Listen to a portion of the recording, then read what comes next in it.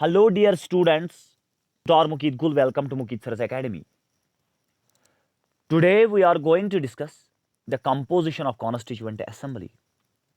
This topic is very, very important for all competitive exams, and this concept is particularly for class 11th students जिनको political science subject है. But before starting a video, please subscribe my channel. जो constituent assembly है India में, इस constituent assembly को बनाया गया नवंबर 1946 को एक स्कीम के अंदर, जिस स्कीम को फॉर्मुलेट किया था कैबिनेट मिशन प्लान ने. तो कैबिनेट मिशन प्लान एक प्लान था ब्रिटिशर्स का, जिस प्लान ने एक स्कीम दी थी इंडिया में. तो उस स्कीम के अंडर कॉन्स्टिट्यूएंट असेंबली को प्रिपेयर किया गया इंडिया में इन नवंबर 1946 में. तो कैबिनेट मिशन प्लान ने जो स्कीम दी, उस स्कीम में कुछ इंपॉर्टेंट फीचर्स थे. तो वो कौन कौन से फीचर थे वो मैंने हाईलाइट करके रखे हैं. तो पहला फीचर था total strength of constituent assembly जो है वो है 389. तो इंडिया में कॉन्स्टिट्यूएंट असेंबली जो रहेगी, तो उस कॉन्स्टिट्यूएंट असेंबली में 389 मेंबर्स रहेंगे. 389 में से आउट ऑफ 389 296 सीट्स अलॉट किए गए ब्रिटिश इंडिया को, यानी कि उन स्टेट्स को जो इंडिया में थे मगर उन पे डायरेक्टली ब्रिटिशर्स का राज चल रहा था. तो हम उन स्टेट्स का नाम देते हैं ब्रिटिश इंडिया या provinces.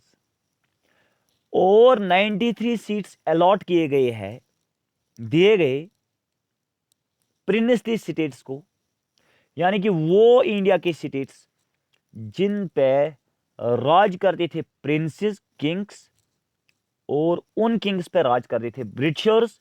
That means princely states पे ब्रिटिशर्स का राज था बट इनडायरेक्ट कंट्रोल था. तो 296 मेंबर्स में से 292 members were to be drawn from 11 governor provinces.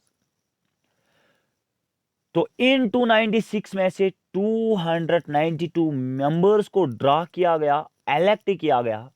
कहां से? 11 गवर्नर प्रोविंसेस से, यानी कि उन प्रोविंसेस से जहां पे गवर्नर का राज चलता था. एंड 4 और 4 मेंबर्स को ड्रा किया गया, इलेक्ट किया गया चीफ कमिश्नर प्रोविंसेस से. और हर एक चीफ कमिश्नर प्रोविंस से एक मेंबर को इलेक्ट किया गया कॉन्स्टिट्यूएंट असेंबली में.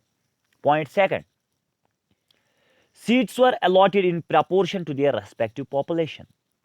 सीट्स को अलॉट किया गया पॉपुलेशन देख के, पॉपुलेशन के हिसाब से. रफली एक सीट दी गई जहां पे कितनी पॉपुलेशन थी?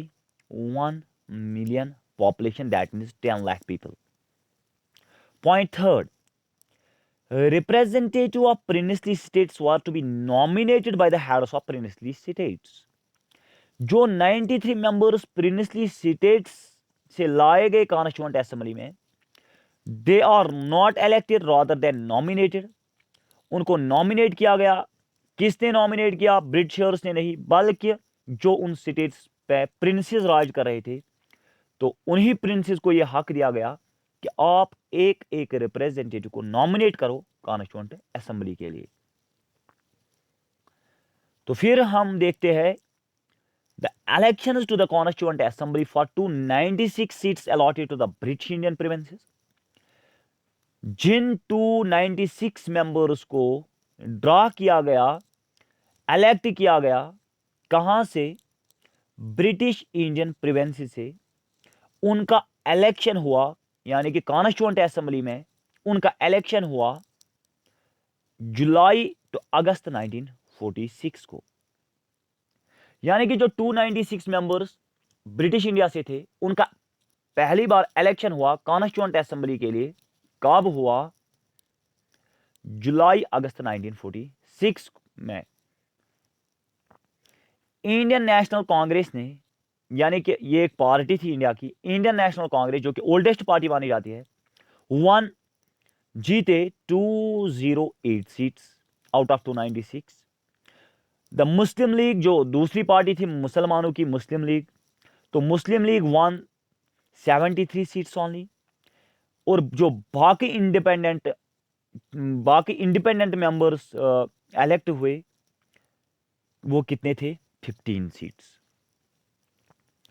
अब जो प्रिंसली स्टेट्स को अलॉट किए गए थे, 93 seats were not filled as they decided to stay away from constituent assembly।